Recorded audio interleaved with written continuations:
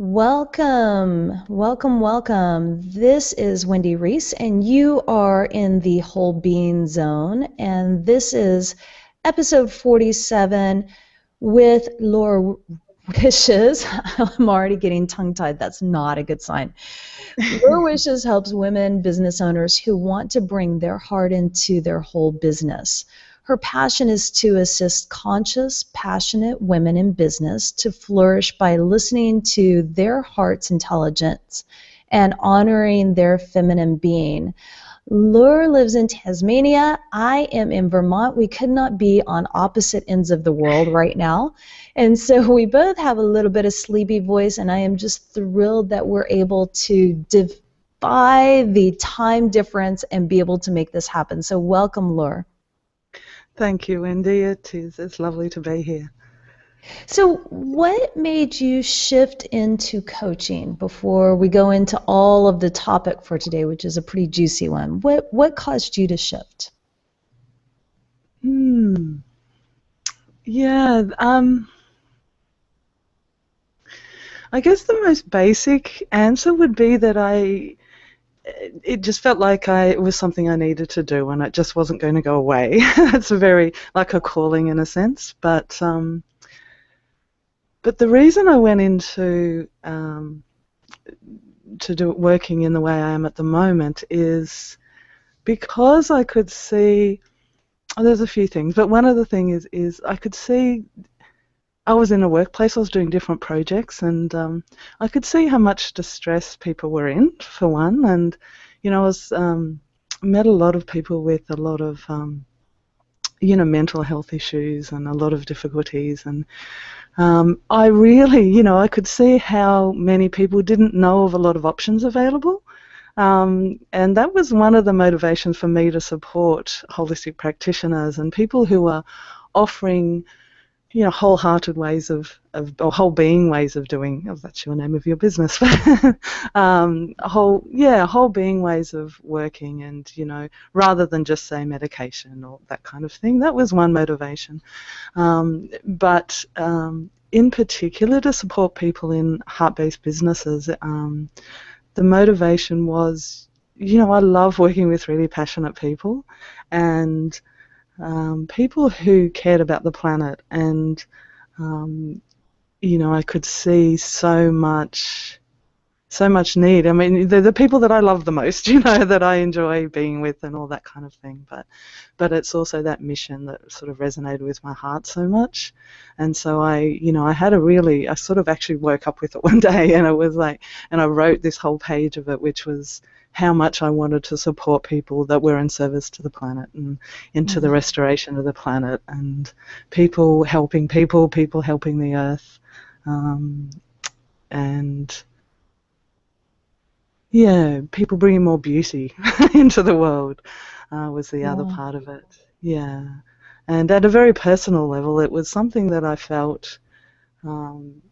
I've worked as a teacher, and I really love working with people, but I felt, that moving into this business was something that I could bring all of my, like, I've also worked as a healer, I've run groups for years, sort of with more of a spiritual basis.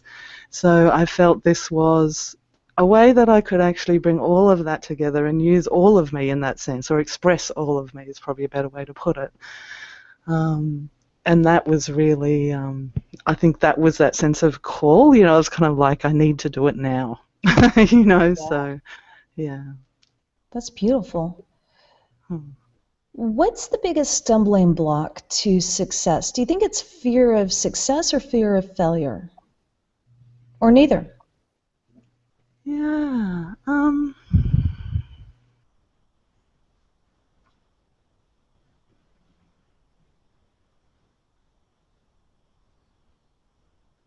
Yeah, it's an interesting question. I think, certainly I know from personal experience as well, I think both of those can be quite, I think the answer is it depends at sort of one level, it depends, and both can be very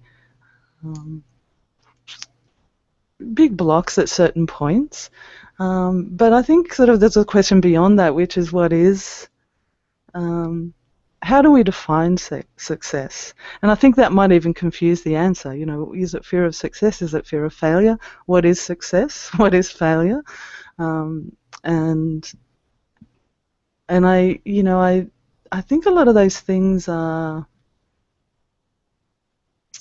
there's kind of an external focus to it, and often, there's a lot of talk about success, but sometimes I um, I have the question, what does that actually mean for you? Or where do these, what does this mean? What's the definition of success? And what does it mean for you? And they may be very different things. And so I think, in terms of actually moving forward, say, if we're applying it specifically to a business, um, I think that's a really big step, which is actually getting really clear in your heart, what it is that you want, and how do you want your life to be? Um, all aspects of your life, what's most important to you, and what would your success look like? What's meaningful and valuable to you, which is how I'm now defining success. What do you think gets women stuck around the definition or redefining success for themselves?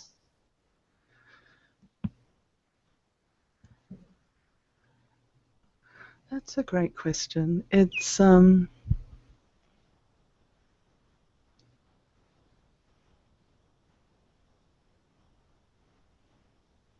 do you think it is more from gender roles and how we're raised, or societal norms that keep us from feeling that power of being able to say what we want for ourselves and how we want our life to look? yeah, that's yeah, I think when you're talking about societal norms, I think, when I'm talking about the external definitions, I find sort of, in the work I do, it's almost like reclaiming. And so it's, and what is part of that are those gender roles and societal norms and all of that kind of thing. There can be all sorts of things there, but yes, definitely with the gender roles, and yeah, yeah. Is that? I don't know if I'm answering your question, but do you want to ask a little bit more? Like, where are you coming from with the question? Well, when you're talking about, and you know what, Laura, we're getting an echo back on your end of the, no, I'm not getting it. Okay. When we're talking about what redefining success as, what do you want? How do you want your life to be? What does success mean for you? I think it's so interesting in the work that I've done. Men don't seem to have as much of an issue defining this for themselves as women do. So Okay. I'm curious, and because you work specifically with women, what are some Mm. of their biggest stumbling blocks to reclaiming their life? Why do they even have to reclaim it? What is that stumbling block that keeps them from claiming it in the first place or giving it up? Yeah, yeah. I think some of it is, back to that issue of, what is success and what do I value in life? Like, for well, actually, I think for all people, but we're talking about women here. And it perhaps is more immediate for many women, which is there's so many different roles that women um, undertake. But beyond that, I think in terms of say for business in particular, but most people start in the workforce, and there's a lot of things that there's like a lot of systems and a lot of structures, or yeah, that a lot of systems are run are sort of very based on a quite linear or very kind of masculine.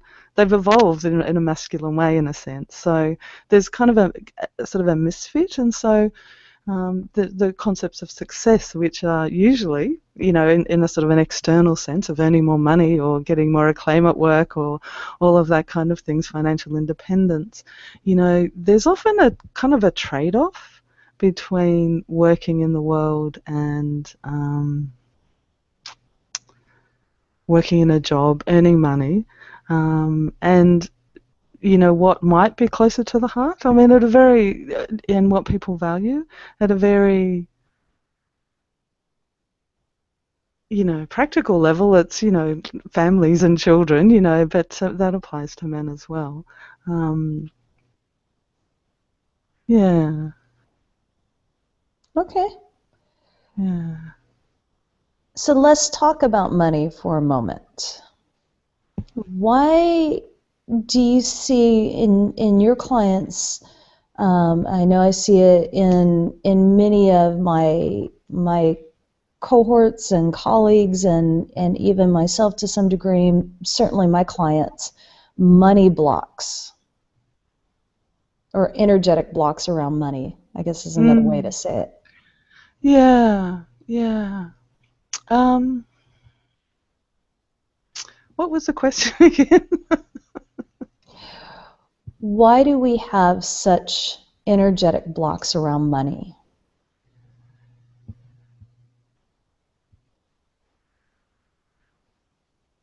Well, I think it depends on the individual. Are you speaking specifically about women then? Uh, I don't know that I have been told that women hold these blocks more so than men. I don't Right, have any research in front of me at this moment to point to, but I've heard that on more than one occasion that this seems to be more of a feminine issue than a masculine issue. right. Um, yeah, I don't know, but in terms of blocks around money, I think the first thing is to acknowledge that kind of we live in a pretty crazy world, and there are a lot of dysfunctions in the financial system and in the economic system. Um, and look at I actually my first degree was in economics, and I went into that because of what I saw of the distribution of income on the planet, and and it just was like, me as an 18-year-old was like, how do I make sense of this? And at that stage, I thought it was economics, and so I studied that. But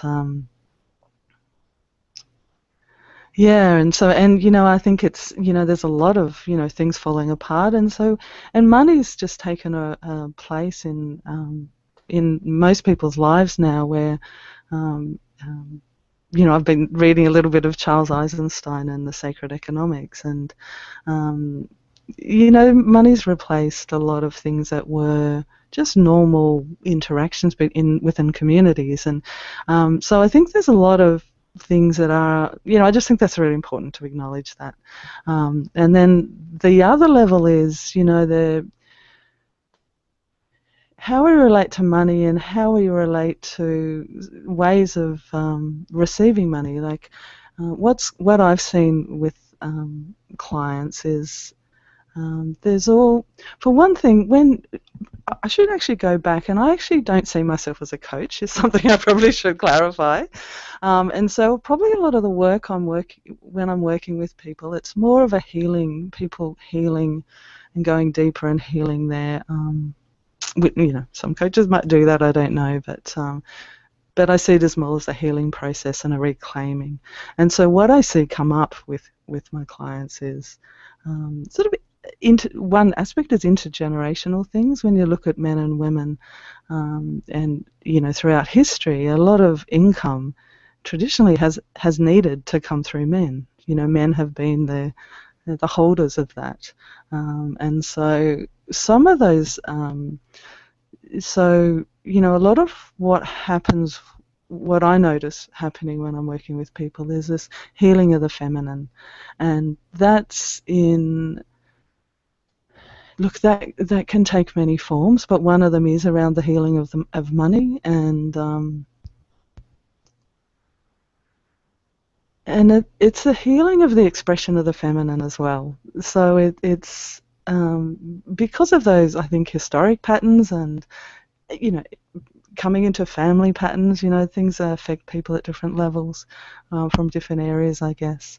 And so what I've seen happen is people um, come into a new way of being with the feminine. It is that those old patterns need to come up to light, basically, and come up um, for healing. And so that allows a possibility for um, a fuller life energy, because all of it is just life energy, and that affects. We're talking from the most sort of out in the world, so to speak, in a job or in a business, to the most intimate, and it's where it's the same issue affects both. Also, what can come up with someone in a session with me is working on relationships with men, or a particular man, for example, and looking at how that, being really,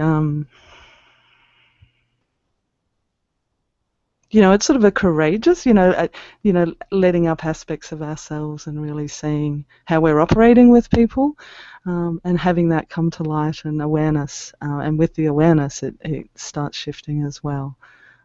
So I've seen some really powerful things happen there, and as people are shifting into a new way of being, I think there's a lot of that happening all over the planet. But I just find it really kind of awe-inspiring to be present with that. When you're talking about healing the feminine, Yeah. help our listeners know a little bit more of what does it look like when there is a disconnection to that feminine energy, and what does it really mean to heal the feminine? Mm.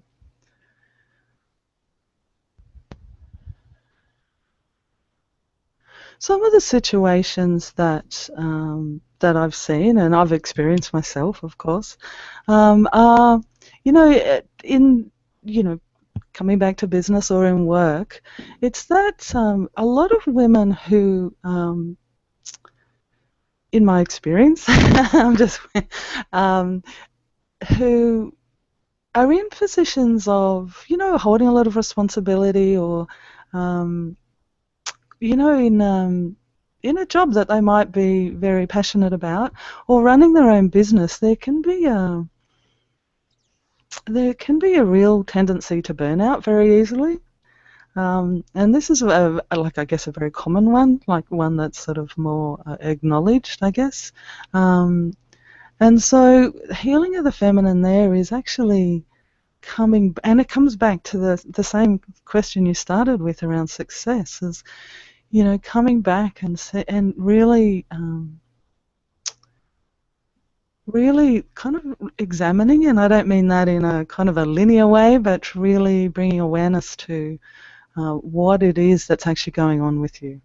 And so, and the way I work and is just to start with what's happening. And so if it is somebody, I've seen this and I've done it myself, starting business, it's like you've got your own business and you have the possibility to create. It's fantastic. You can create this kind of lifestyle and work that you are dreaming of, and yet there's some undoing to be done. There's some healing from being part of some of the work patterns. Like, I know so many people who start their own business that work so hard and so much and so late at night, even more so than they probably did when they were in a job. And so it's actually, I see all of that as about healing the feminine too. It's coming back and actually listening to, number one, the question that you asked at the beginning, what it is that you care about, what is important to you, and what does that look like? Is it, okay, obviously people want to make money. If they're in business, they need to make money. But what's the bigger picture there? How much do you want to work? What about health and relationships and, other things that you want to do in the community, that kind of thing. And those, so that's the first step is, what is it that you want? And the other is, just bringing more awareness to, which are those old patterns. It's almost like you can internalize, a sort of toxic boss at times, some of those systems that, when you think of, education and many things in the workplace, they're not actually, most of the ones I've seen, I've worked in the education system here as well, they're not based on whole being, wholehearted, whole human living. I mean, the education system was developed as pretty much a present form because of the Industrial Revolution, and to free up parents, and so it's this sort of mechanistic view of education and therefore people and children and growing into adults. So it's the healing of the feminine. It's almost like reclaiming the soul as well, the soul from those structures which become internalized, yeah. And so that, and part of that is bringing, for me it all comes back to self-love as well. So bringing that in as the foundation. And I think that's particularly something, and self-acceptance, and, I see that as particularly an issue that women have. I mean, I think it applies to all people, but I certainly see it a lot with women. There's so many externals again about what people look like or what you do, or, role expectations, all that kind of thing. So as you come back into, step by step in what's kind of revealed to you in your life, right now, here's the issue that's like really upfront for me. That's just where you start. And that will affect all the rest pretty much, is how I see it and what I experience. So. It's interesting as I'm listening to you talk about this. What keeps coming up over and over again is I hear you, and I hear many people talking about healing the feminine, and what keeps coming up in my heart is that this is no longer a masculine and a feminine issue. This is truly a whole being issue. And it is and this is where I get really hung up on language, so I apologize. I'm going to use some common language that is probably no longer appropriate, but there's not a better word for it that I know at this moment. It's really about our divinity. It's really about getting back in touch with that source of unconditional love that exists within all of us, and being able to live in that place. And so it feels to me like there is an internal war going on right now, that we're really being called into that place, and at the same time, what we are used to, the familiar around us, whether that is from family or education or religion or society that we have learned it from, trying to walk that fine line and get back into that connection, and being pulled in and out and in and out based on what's going on around us. So when you're talking about self-love and acceptance, what are some of the things that you help your clients with to move more into that space? Yeah, a lot of the steps to that are deceptively simple. The first step in say a session in itself, or in a practice, is just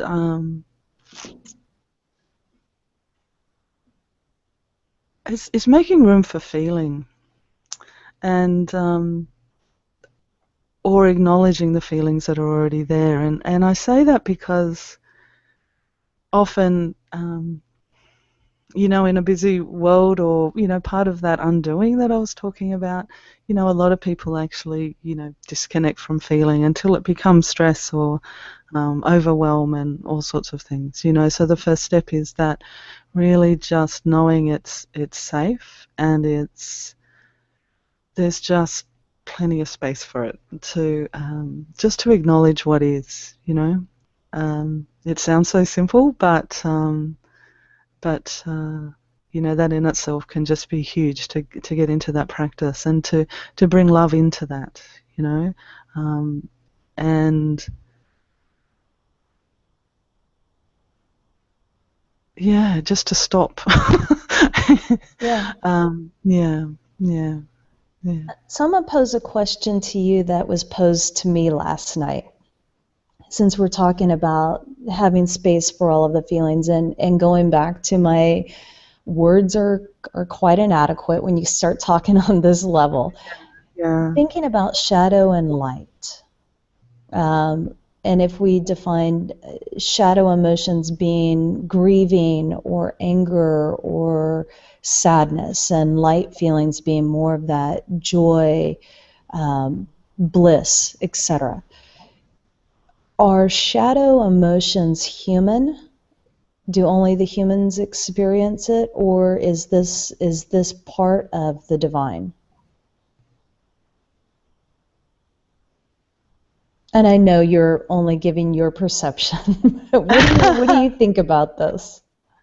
So how did you define the shadow emotions again? This would be more of the ones that, such as mourning or grief, loss, sadness, anger, fear.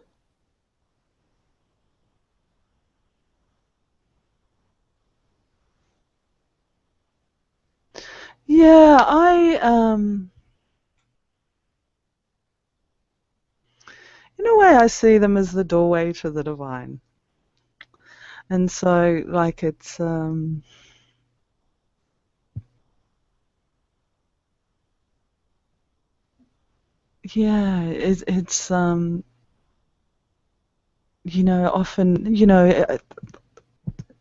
those moments where you have such deep grief about something, and right at the end, there's just a sense of love, like, and peace, and, the tears have flown, and, there's such a place of connection with that really, cleansing and melting kind of grief that you can have, or the tears that flow, the healing tears.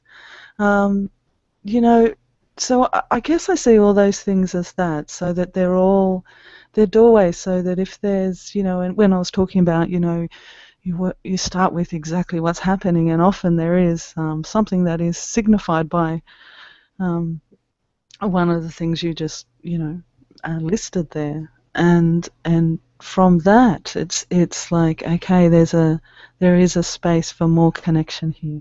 So I guess it's a symptom in that sense of, and an invitation as well. Well, that's how I see it too, for that connection. Yeah. What do you think causes people to separate to a degree that they would need an invitation to return?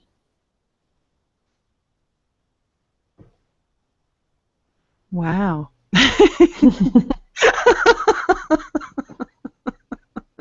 See what happens when we stray from the questions?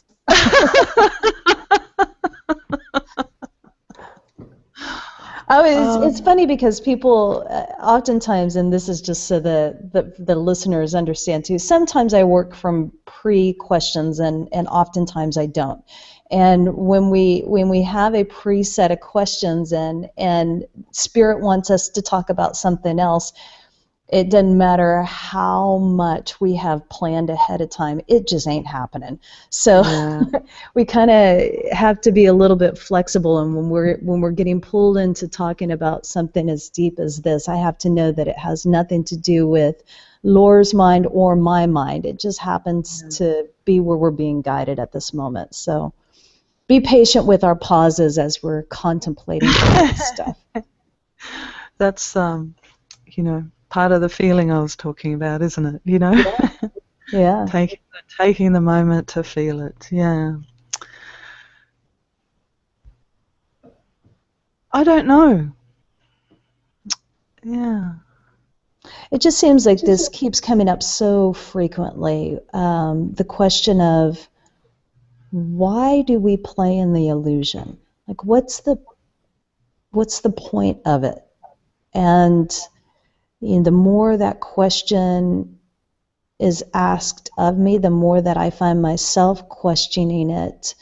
Um, it seems harder and harder to answer because it feels like I don't know. Have you seen the movie that just came out called Lucy?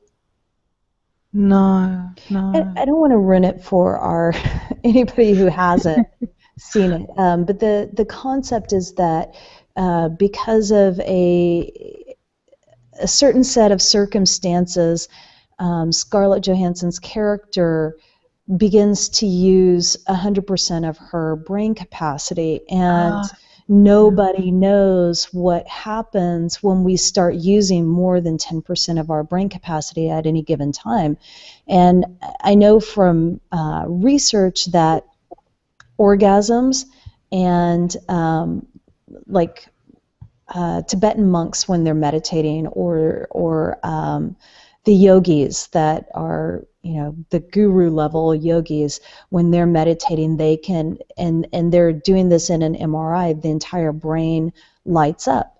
So Yeah. those are the two places where they really see, but they're not doing anything necessarily in that exact moment. So what happens when you can engage that, activate that brain, and still be able to be doing something? And it's just interesting to me. And at the end of the movie, when she reaches 100% capacity, her love interest, we always have to have the love interest in these movies, comes into the room and says, "Where is she?" And her response um, has really got me thinking about what is the point of playing in the illusion, and if we could get to that place of that deep connection, would we even choose to be here in it? And it's a I know I'm going to make you pause on that one as you, but it's a question that's really been um,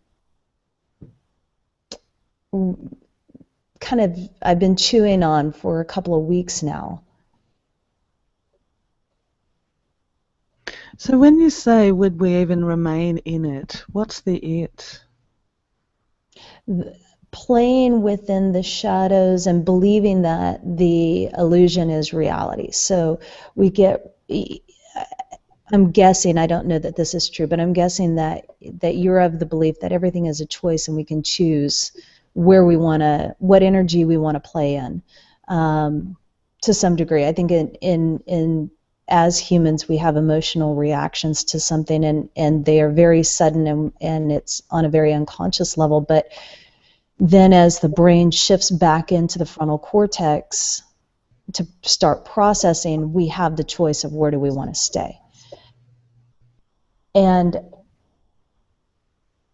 in that moment of saying, where do I want to stay, we can continue to play in the grief, play in the fear, play in the anger, or we can choose the light, the love, the joy, the happiness, whatever that feeling is that we want to, that we've defined as success, that we want to play in. But it's a Right. conscious choice of, I need to go there, even if I don't know how. I have to be Right. willing. Yeah. Yeah. I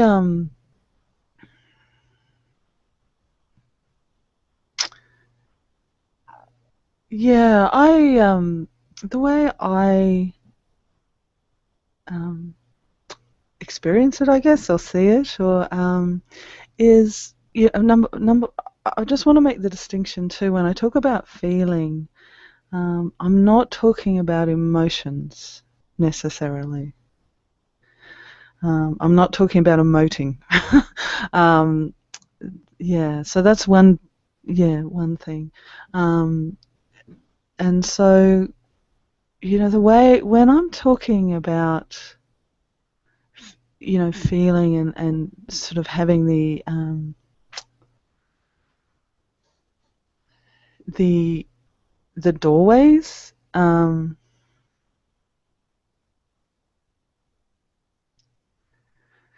Okay. um, yeah, I'm not talking about going into emotions, but acknowledging the space for everything that's there right now. So um, what can happen is that there can be a real kind of pushing down, and I'm actually if we're on camera, I've got my hand sort of pushing down from my heart. So it's like a pushing down of what kind of in a sense we are right now, like thing how we are physically, emotionally, the whole bit. So I'm talking about in a very embodied sense, and so when I'm talking about feeling, I'm talking about opening, number one, to what we are feeling, including emotions. But I'm not talking about being, just being caught in emotions, expressing them as they move if need be, but, it can just happen at an energetic level as well. But what I'm not talking about is, what I'm addressing anyway, is the pushing down of it and the disconnect. So what can happen is, and what most people experience at some level, is a disconnect from their own being, and from their own feeling capacity. And the other aspect of feeling is actually feeling, it's the heart feeling, it's the capacity to, it's what I'm talking about, the heart's intelligence. It's being able to feel, the world around us, like to feel the unity of it all is actually what I'm talking about. And so in that sense, that connection between others, a connection with the divine, of course, which is the source of it. Well, of course, and in my view, of course. Yeah. So I guess it's perhaps a different view of it. I'm not sure. How Yeah, that's kind of what I'm talking about. And I see that in that opening to greater feeling is in that sense, and when I talk about dealing with what is, you know, it's actually developing also, what's the witness, so that there is a space that can be happy, and but it's not necessarily associated with emotions in that sense, so there's a space of witness that is beyond that, like the container gets bigger. And so from that bigger container, that's the transformation, as the capacity increases. So for example, what I was talking before about that sort of intergenerational things, some of that can be, um, we're talking about our bodies here. There's, so as that moves, there can be an increasing stability amongst all that. So it's not. And so for me, that's the path of return, if you like, to wholeness, into full embodiment as well. So as in fully, whole being, whole body, feeling and being. Yeah. What is your daily practice in terms of being connected to that source? Yeah, I do a meditation of connection, which is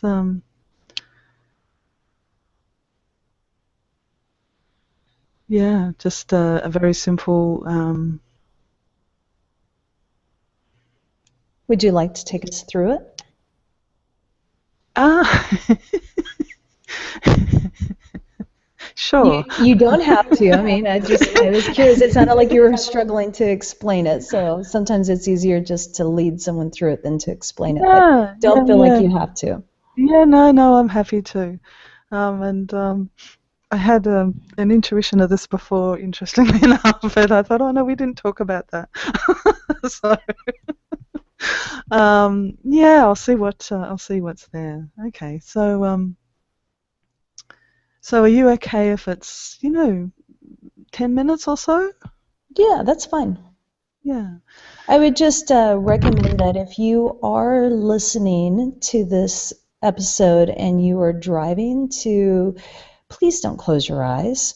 And if you're operating any equipment or if you need to, simply you can listen, but I would encourage you to pause it and really listen to this when you have 10 minutes to just be fully present with it, because I have a feeling this is going to be something that you're going to want to really connect deeply to.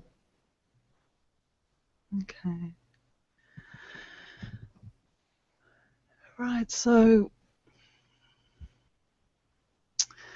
just get somewhere comfortable if you can, where you're sitting. Make sure your body's just in a way that's really easy for you to sit for 10 minutes or so. Or lying down if you prefer is okay as well. I prefer sitting, but it's up to you and your circumstances. So just take a few gentle breaths and become aware of what you're feeling physically. And this is about just noticing it, noticing where your feet are, if they're on the floor, where your feet are touching the floor or whatever it is that they're touching, what you're sitting or lying on.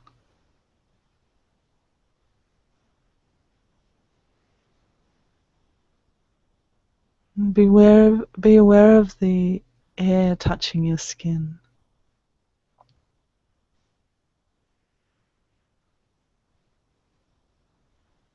and all the edges of your body.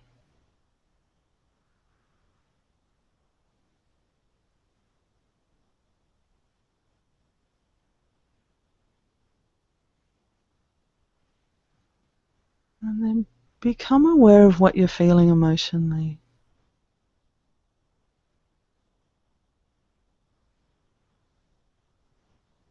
what you're feeling physically.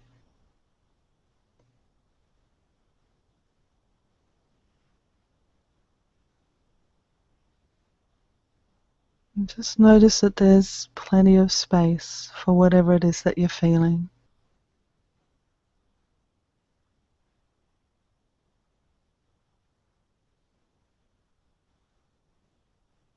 And become aware of, just notice the earth beneath your feet or beneath you. Just this infinite support.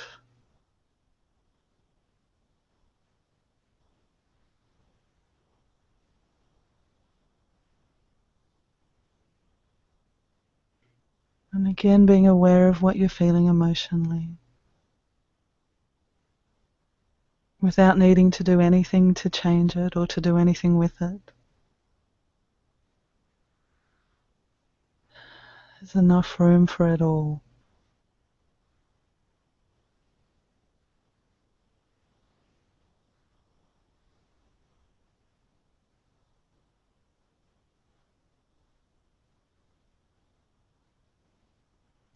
And become aware of your thoughts. Again, it's just noticing. They're just doing what they do. There's no need to try to do anything with them either.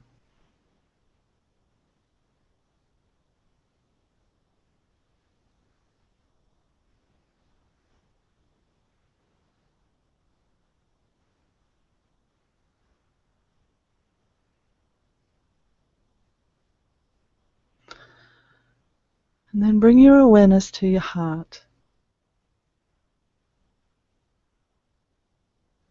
Noticing how your heart's feeling.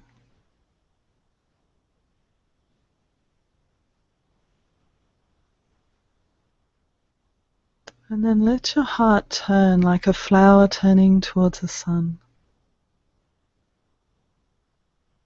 Let your heart turn towards the source of love.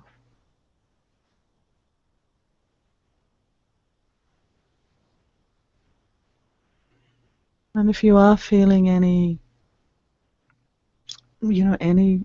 distress or emotion or whatever, let that be part of your calling to the divine or to the source of love, whichever works best for you.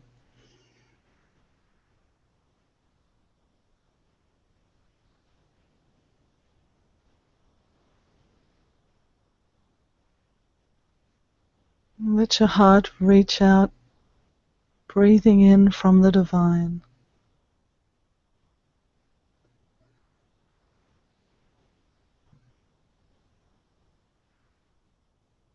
and out towards the divine.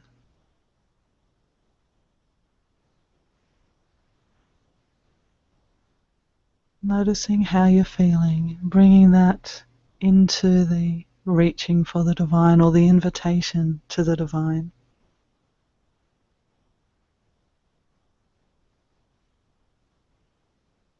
It's like you're reaching for something or you're calling to something that you're thirsty for. Looking neither right or left, just directly to that connection.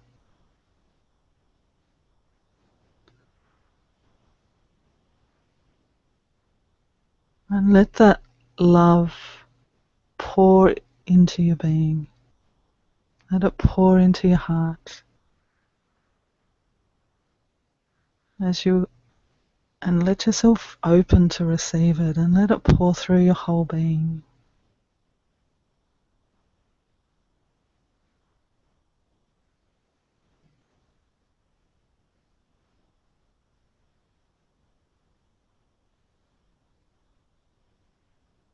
And if there's any tenderness in your heart or whatever it is, just let that be part of the opening. Let that be part of the calling.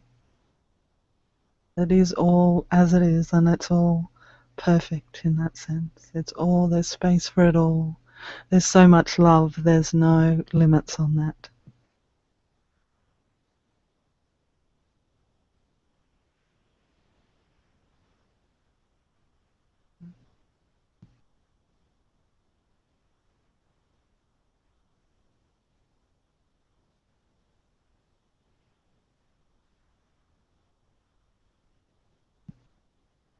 And the more you bring to your calling there, let yourself open even more as you do.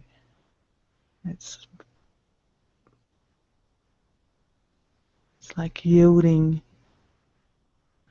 your whole being to that source of love and moving in intimate connection.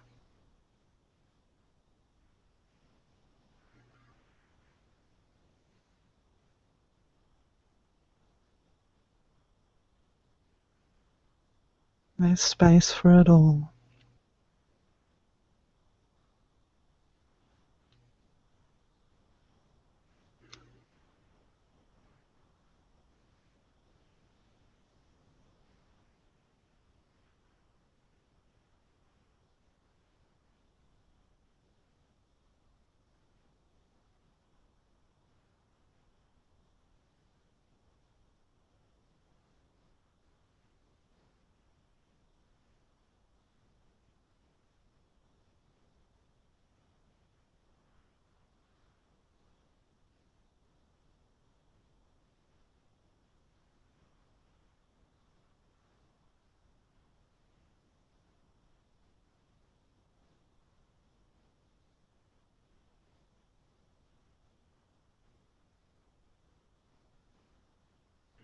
And you could ask your heart now, what is my heart longing for?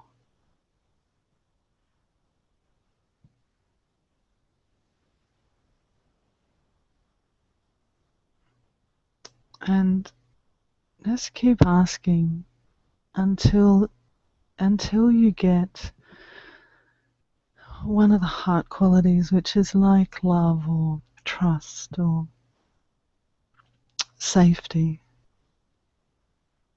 strength.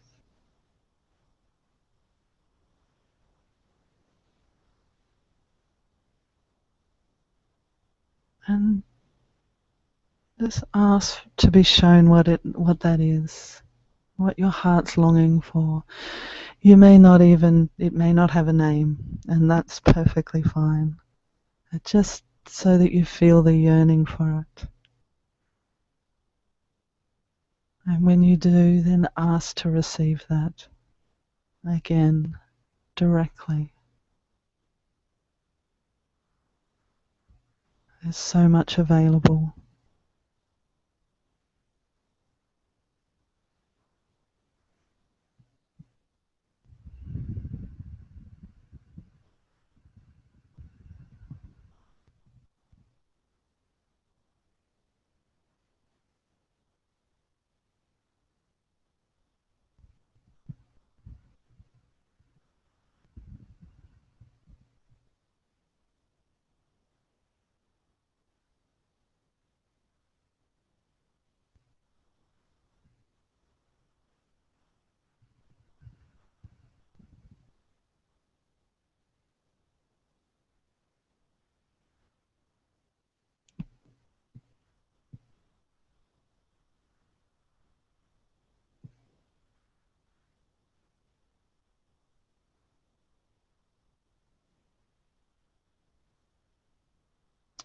And then when you're ready,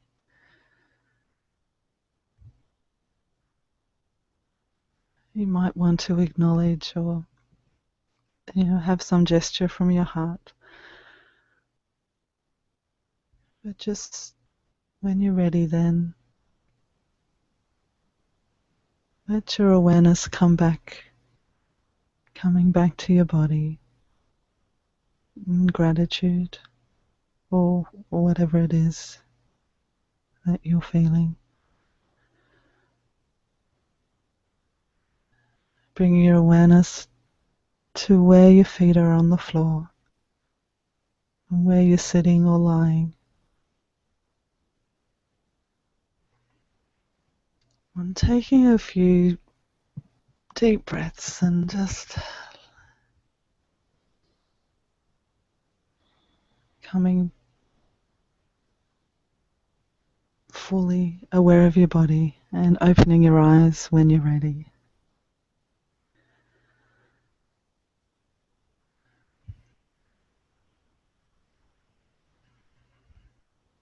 And you might want to be gentle with yourself, well, forever really, but for a little while in particular after you do this.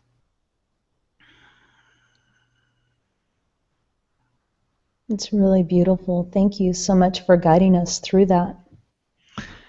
Oh, my pleasure. So I wanted to let everyone know that you can find Lure at lurewishes.com, and that's Lure wishes, WISHES.com. And can they find you on social media? Yes, my Facebook page is Lure Wishes Sustaining the Heart. And I'm on Twitter, Lure Wishes as well. Wonderful. And LinkedIn, yeah. And one last question. I know you have hit upon this throughout the entire show, but I always wrap the show up with this question to my guest. What does whole being mean to you?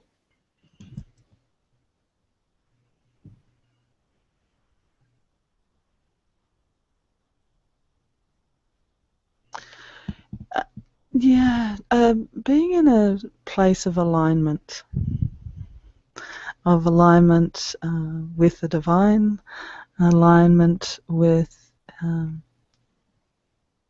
your heart. So whole being is that feeling state I was talking about. So moving from a whole feeling, whole being, where um, where your heart's involved, your gut's aligned. You know those moments of acting where you just know you just almost don't have to think. This is just it. That sense of full body trust and movement and alignment and that kind of strength that comes with that. Well, there's a lot of things that come with that, I guess, but yeah, integration and alignment when you're all moving in the one direction. Yeah.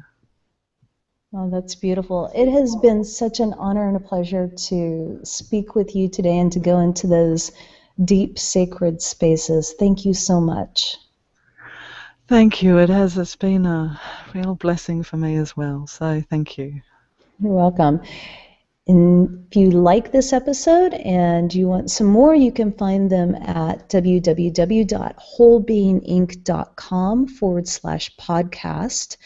And we always love when you take a second to go into iTunes and give a rating or a review. That certainly helps me know which direction to continue to guide this show.